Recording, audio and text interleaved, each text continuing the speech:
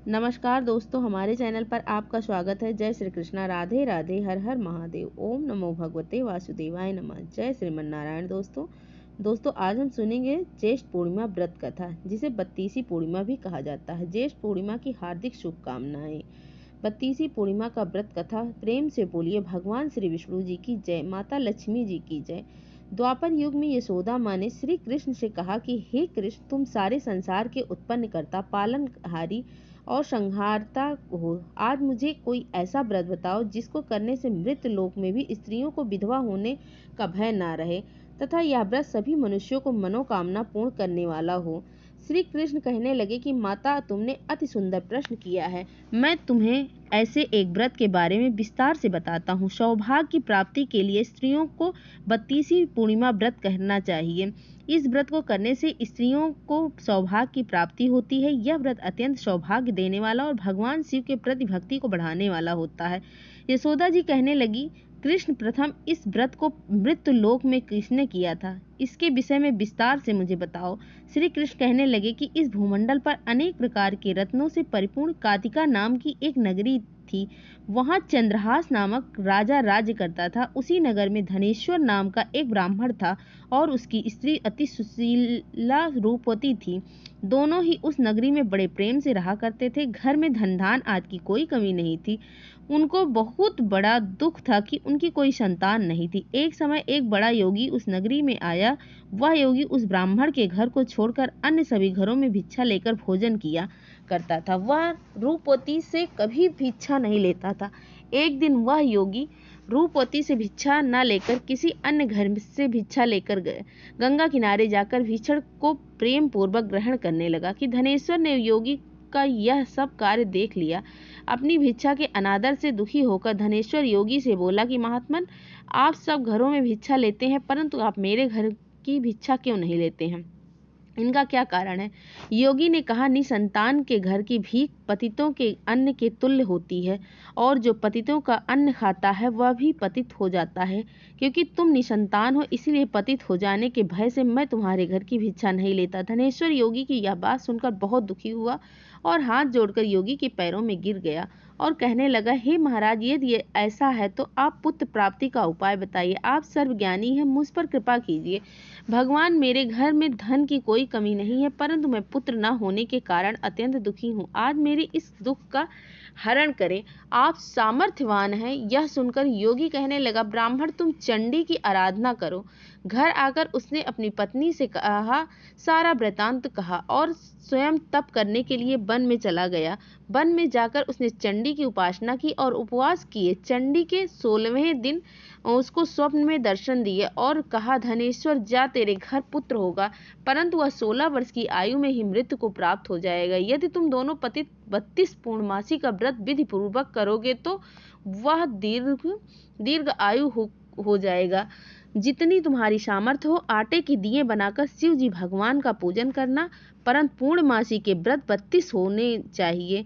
प्रातः काल होने पर इस स्थान के समीप तुम्हें आम का वृक्ष दिखाई देगा। उस पर चढ़कर तुम एक फल तोड़कर शीघ्र ही अपने घर चले आना और अपनी पत्नी से सब वृतांत कहना। ऋतु स्नान के पश्चात वह स्वच्छ होकर ही शंकर भगवान का ध्यान करके उस फल को खा लेगी।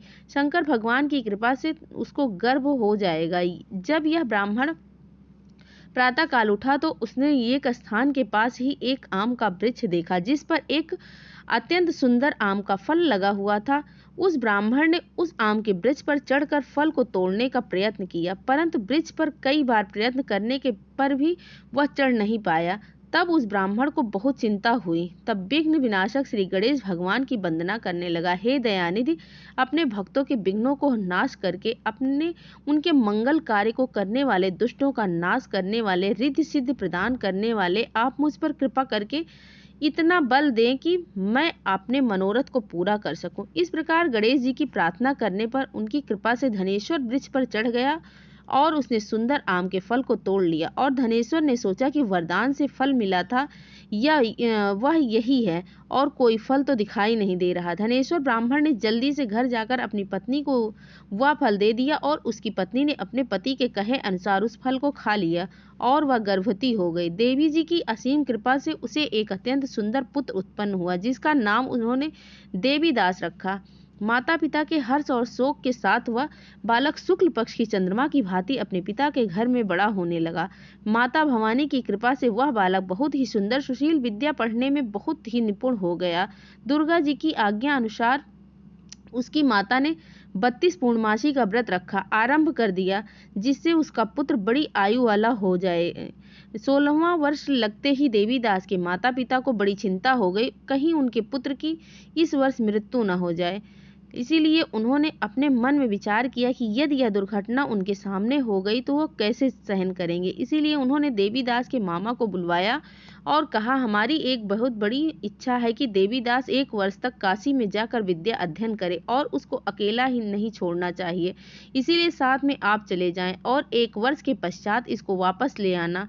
सब प्रबंध करके उसके माता पिता ने काशी जाने के लिए देवीदास को एक घोड़े पर बिठाकर उसके मामा के साथ भेज दिया, परंतु यह बात उसके मामा या किसी से नहीं बताई। धनेश्वर तथा उसकी पत्नी ने अपने पुत्र की मंगल कामना तथा दीर्घ आयु के लिए भगवती दुर्गा की आराधना और पूर्णमासी का व्रत करना आरंभ कर दिया।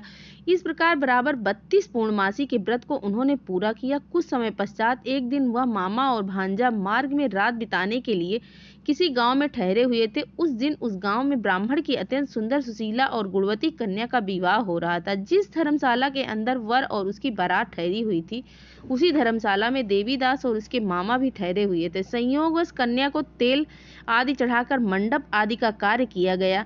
लग्न के समय वर को धनुर्वात हो गया, इसीलिए वर के पिता ने अपने कुटुंबियों से विमर्श करने निश्चय किया कि वह देवीदास मेरे पुत्र जैसा ही सुंदर है, मैं इसके साथ ही लग्न करवा दूं और बाद में विवाह के अन्य कार्य मेरे लड़के के साथ हो जाएगा। इसीलिए सोचकर देवीदास के मामा से जाकर बोला कि तुम घोड़ी थोड़ी देर के लिए अपने भांजा हमें दे दो, जिससे विवाह के लग्न का सब कार्य सुचारू रूप से हो जाए। तब देवीदास का मामा कहने लगा, जो कुछ भी वधू पक्ष से कन्यादान के समय वर को मिले वह सब हमें दे दिया जाए, तो मेरे भांजा इस बारात का दूल्हा बन जाएगा। यह बात वर के पिता ने स्वीकार कर ली। लेने पर उनके अपने भांजा वर बनाने के लिए भेज दिया और उसके साथ विवाह कार्यविधि पूर्वक संपन्न हो गया। पत्नी के साथ वह भोजन करने के पश्चात बहुत उदासीन और दुखी हो गया। उसने सब बातें जो वर के पिता और उसके मामा के बीच हुई थी लड़की को बता दी। तब कन्या कहने लगी कि यह ब्रह्मा विवाह के विपरीत कैसे हो सकता है। देव, ब्राह्मण और अग्नि के सामने मैंने आपको ही अपना पति माना है, इसीलिए आप ही मेरे पति हैं, मैं आपकी ही पत्नी हूँ, अन्य किसी की नहीं। देवीदास ने कहा, ऐसा मत करिए, क्योंकि मेरी आयु बहुत कम है। मेरे पश्चात आपकी क्या गति होगी, इन बातों को अच्छी तरह विचार कर लो। परंतु वह दृढ़ विचारों वाली लड़की थी। वह बोली, जो आपकी गति होगी वही मेरी गति होगी। प्रातःकाल देवीदास ने अपनी पत्नी को 3 नागों से जड़ी हुई एक अंगूठी दी, एक रुमाल दिया और बोला, हे प्रिय, इसे लो और संकेत समझकर स्थिर चित्त हो जाओ।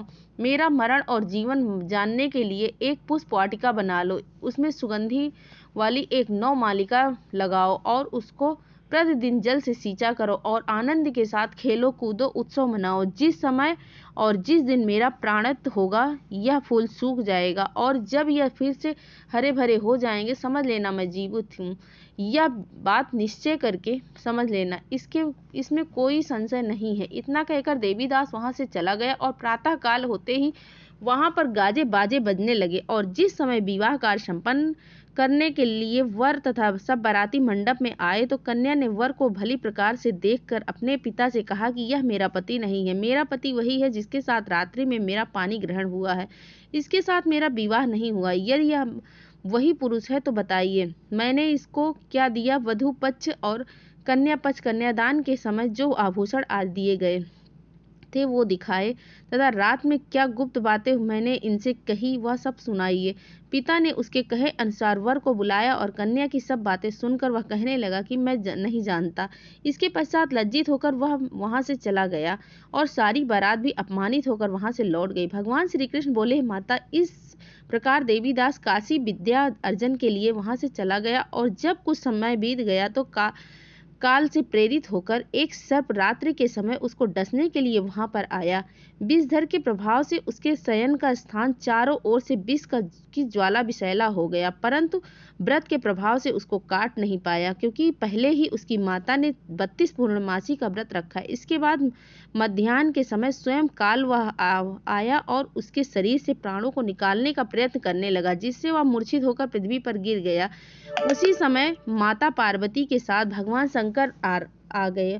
उसको मूर्छित दशा में देखकर माता पार्वती जी ने शंकर जी से प्रार्थना की, महाराज, इस बालक की माता ने पहले ही 32 पूर्णिमा का व्रत किया है, जिसके प्रभाव से आप इसको प्राण दान दें। माँ भवानी के कहने पर भक्त वत्सल भगवान शिव जी ने उसको प्राणदान दे दिया। इस व्रत के प्रभाव से काल को भी पीछे हटना पड़ा और देवीदास स्वस्थ होकर बैठ गए। उधर उसकी पत्नी उसके काल की परीक्षा किया करती थी।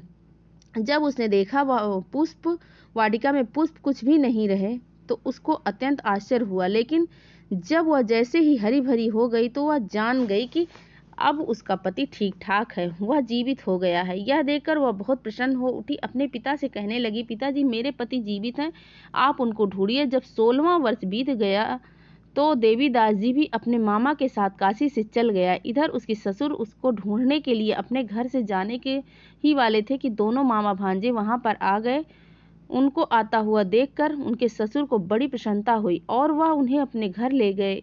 उस समय नगर के निवासी भी वहां इकट्ठा हो गए और सबने निश्चय किया कि अवश्य ही इसी बालक के साथ कन्या का विवाह हुआ था। बालक को कन्या ने जब देखा तो पहचान लिया कि यह तो वही संकेत करके गया था। कुछ दिन बाद देवीदास ने अपनी पत्नी और मामा के साथ अपने ससुर के घर से बहुत सारे उपहार लेकर अपने माता पिता के घर अपने गांव के लिए निकट पहुंचने पर कई लोग उठकर उसके माता पिता को पहले ही खबर देने चले गए थे, तुम्हारा पुत्र देवीदास अपनी पत्नी और मामा के सहित आ रहा है। ऐसा समाचार सुनकर माता पिता को विश्वास ही नहीं हुआ, परंतु जब और लोगों ने भी आकर बताया तो बात उन्हें बताई तो उनको बड़ा आश्चर्य हुआ। लेकिन थोड़ी देर में देवीदास ने आकर अपने माता पिता के चरणों में अपना सर रखकर प्रणाम किया और उसकी पत्नी ने उसको सास ससुर के चरणों को स्पर्श किया तो माता पिता ने अपने पुत्र और पुत्रवधू को हृदय से लगा लिया और दोनों की आंखों में प्रेम अश्रु बहने लगे।